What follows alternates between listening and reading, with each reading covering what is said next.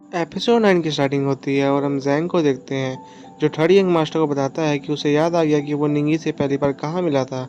इसके बाद हम ज़ैंग का पास का सीन देखते हैं, जहाँ पे वो ज़ुज़ैंग को मारने आया था और वो ज़ुज़ैंग को कहता है कि तुमने मेरे 47 से भी ज़्यादा सेक्ट के लोगों को मार दिया है, इसलिए आज मैं तुम्हें अपने कुछ साथियों के साथ मारने आया हूँ।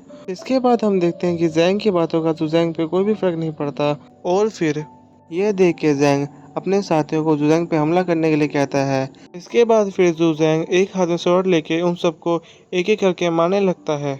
इसके बाद हम देखते हैं कि ज़ुज़ैंग ज़ैंग के पास जाता है, पर ज़ैंग ज़ुज़ैंग का कुछ भी बिगाड़ नहीं पाता और ज़ुज़ैंग की एक ही हिट से नीचे गिर जाता है। इसके बाद ज़ुज़ैंग कहता है कि मैं तुम्हें इस बार जाने देता हूँ, ताकि तुम अपनी इस हार के बारे में अपने सीनियर को बता पाओ। इसके बाद ज़ुज़ैंग वहाँ से जाने लगता है और सीन प्रेजेंट में आता है। यहाँ पर ज़ैंग को याद आ जाता है कि उस दिन ज़ुज़ैंग के साथ नी भी था और वो थर्ड यंग मास्टर उस सबको बताता है कि नी और कोई नहीं बल्कि ज़ुज़ैंग का स्टूडेंट है और अपने हार का और अपने सेक्ट की हार का बदला लेने के लिए वो अपने साथ में आए लोगों को एक फॉर्मेशन बनाने के लिए कहता है। इसके बाद उन लोगों के साथ मिलके ज़ैंग एक बहुत ही खतरनाक फॉर्मेशन बना देता है, जिसका नाम होता है इनफाइनाइट सुसाइड एरा। इसके बाद हम सुकू को देखते हैं, जो ये देख के हैरान होता है कि ज़ैंग फोर्थ इलम के किलिंग एरे का यूज़ कर रहा है, जबकि वो निंगी को आसानी से हरा सकता है क्योंकि वो अभी 10th इलम में है और निंगी अभी सेकंड इलम में। इसके बाद हम वहाँ पे नी को देखते हैं, जिसके लिए भी ये फॉर्मेशन बहुत पावरफुल था और उसे खड़ा रहने के लिए अपनी स्वॉर्ड का यूज़ करना पड़ रहा था। ये देख कर ज़ैंग उसे वहाँ पे हार मानने के लिए कहता है, पर निंगी हार नहीं मानता। नी को ऐसे देखकर थर्ड किंग मास्टर उसे मार डालने के लिए कहता है। इसके बाद ज़ैंग अपनी फॉर्मेशन की पावर यूज़ करता है और उस पर एक अटैक करता है। उसका अटैक नी पे लगने ही वाला था, तभी वहाँ पे क्यूरिक सिंह की एंट्री होती है। क्यूरिक सिंह अपने पावर से उस अटैक को रोक लेता है। क्यूरिक सिंह फिर ज़ैंग को कहता है कि तुम्हें पता है ना कि ये शुशैन का एरिया है और यहाँ पे तुम ऐसा कुछ भी नहीं कर सकते। क्यूरिक सिंह को वहाँ पे नी की प्रोटेक्शन करता देख ज़ैंग को और भी गुस्सा आ जाता है और वो अपने फॉर्मेशन को वापस से चार्ज करने लगता है। ये देख के क्यूरिक सिंह उस पर हमला करने जाता है। ज़ैंग उसे रोकने की कोशिश करता है, पर क्यूरिक सिंह अपनी पावर से उसके फॉर्मेशन को भी ख़त्म कर देता है। फिर हम देखते हैं कि फॉर्मेशन ख़त्म होने के कारण ज़ैंग भी अपने साथियों के साथ नीचे गिरता है। इसके बाद क्यूरिक सिंह नीचे आता है और निंगी को कहता है कि तुम मुझे सेकंड ब्रदर के नाम से जानते होगे और मैं पिछली बार तुमसे ज्ञान टेम्पल में मिला था, ये तो तुम्हें याद ही होगा। निंगी हाँ कहता है।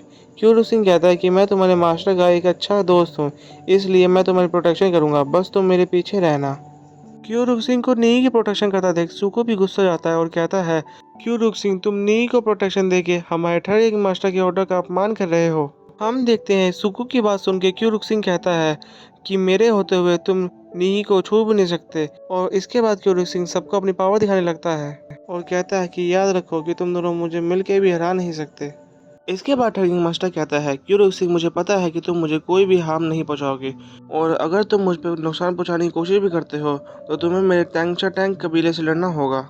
और क्यूरिक सिंह मुझे पता है कि तुम इतने बेवकूफ़ नहीं हो और ये सब बस तुम अपने अहंकार में आके कह रहे हो। इसके बाद क्यूरिक सिंह कहता है, थर्ड यंग मास्टर अगर तुमने नी को ध्यान से नहीं देखा है तो उसके पास जुजैंग की थिन स्नो स्वॉर्ड है और तुम्हें पता होगा कि ये स्वॉर्ड जिसके पास होती है वही सुशैन का अगला जूनियर अंकल बनता है।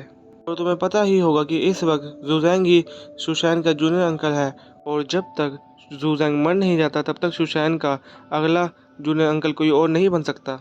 और इतना तो तुम्हें भी पता है कि जुजैंग को मारना तुम्हारे बस की बात नहीं है और वैसे भी तुम्हें सुशैन में कोई भी नहीं जानता, इसलिए सुशैन के अगले जूनियर अंकल बनने का सपना तुम छोड़ दो। इसके बाद ठगी मास्टर क्यूरिक सिंह को जवाब देते हुए कहता है, आमतौर पर सारे होली सन्स चाहे वो किसी भी सेक्ट के हो वो 8th लेवल में आके रुक जाते हैं, पर मैं अभी 9th लेवल के आखिरी स्टेज पे हूँ और मैं कभी भी 10th लेवल में जा सकता हूँ। इसके बाद थर्ड मास्टर अपना जेड पेंडेंट क्यूरिक सिंह को दिखाता है और कहता है, वैसे मैं तुम्हें बता दूं कि वेस्टर्न जिन डायनेस्टी के 2 सेक्टरों ने मेरे आगे खुद को सरेंडर कर दिया है और अब वो मेरी ही बात मानेंगे। और तुम्हें मैं बता दूं कि डाउजिंग बो इस टाइम पे सेक्ट का हेड है और सुशैन माउंटेन के काफ़ी बड़े बड़े बैकग्राउंड वाले लोग मुझे अगला सुशैन का जूनियर अंकल बनाने के लिए तैयार हैं। और अगर ये भी काफ़ी नहीं है तो तुम्हें पता ही होगा कि कल्टीवेशन लीग कभी भी मेरे फादर की बात को नज़रअंदाज नहीं कर सकती। थर्ड यंग मास्टर की बात सुन के क्यूरिक सिंह उसके आगे अपनी तलवार कर देता है। ये देखकर थर्ड यंग मास्टर अपने जेट पेंडेंट से एक गार्डियन को समन करता है। इसके बाद हम नी को देखते हैं जिसने पहली बार एक गार्डियन को देखा था। इसे देखकर वो कहता है, सेकंड ब्रदर आखिर ये क्या है? इसके बाद क्यूरिक सिंह नी को उसके सवाल का जवाब देता है और बताता है कि ये बहुत हैरानी की बात है कि थर्ड रैंक मास्टर के पास एक बहुत खास पावर है जो नॉर्मल कल्टीवेटर के पास इस लेवल पे नहीं होती। इस पावर से थर्ड रैंक मास्टर कभी भी अपने जेट पेंडेंट की मदद से अपने लाइव बिलिंग यानी प्रोटेक्टर को बुला सकता है, जो कि स्टारलाइट पैथ के तपस्वी होते हैं। इसके बाद नी पूछता है कि आखिर ये स्टारलाइट पैथ क्या होता है। क्यूरोक्सिन नी को बताता है कि कोई भी कल्टीवेटर जब 10th लंब को ब्रेक कर देता है तो वो लाइव स्टार लेवल में पहुंचता है और यहीं से लाइव स्टार पैथ की शुरुआत होती है। इसके बाद वो बताता है कि अगर कोई कल्टीवेटर 3 लाइव स्टार तक कल्टीवेट कर लेता है और फिर जब वो थर्ड लाइव स्टार को भी ब्रेक कर देता है तब वो निर्वाणा के लेवल के पैथ के अंदर एंटर होता है। इसके बाद वो बताता है कि जितने भी लेबलिंग गार्डन होते हैं वो थर्ड लाइफ स्टार तक के कल्टीवेटर होते हैं और थर्ड एक मास्टर के पास जो लेबलिंग गार्डियन है उसके पास निर्माणा से हाफ पावर है। इसके बाद सीन थर्ड यंग मास्टर की तरफ आता है। यंग मास्टर कहता है, क्यों रुक सिंह, तुम मेरे गार्डियन के बारे में नी को बताना आप बंद करो और फाइट के लिए तैयार हो जाओ। और तुम्हें मैं एक बात बता दूं कि अगर तुमने मेरे इस गार्डियन की प्रोजेक्शन को ख़त्म भी कर दिया तो मेरे गार्डियन की रियल बॉडी तुम्हें हराने ज़रूर आएगी और तुम्हें मैं बता दूं कि उससे तो तुम बच भी नहीं पाओगे। इसके बाद टर्निंग मास्टर अपनी गार्डियन स्पिरिट को क्यूरुक सिंह पे अटैक करने के लिए कहता है। गार्डियन स्पिरिट क्यूरुक सिंह पे अपने पंच से अटैक करती है पर क्यूरुक सिंह अपनी एक शील्ड बना के उसे रोकने की कोशिश करता है।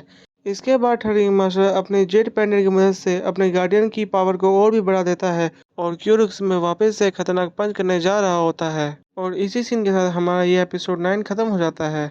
आशा है कि आपको ये वीडियो पसंद आई होगी और वीडियो को देखने के लिए आप सबका शुक्रिया। Thank you for watching my video.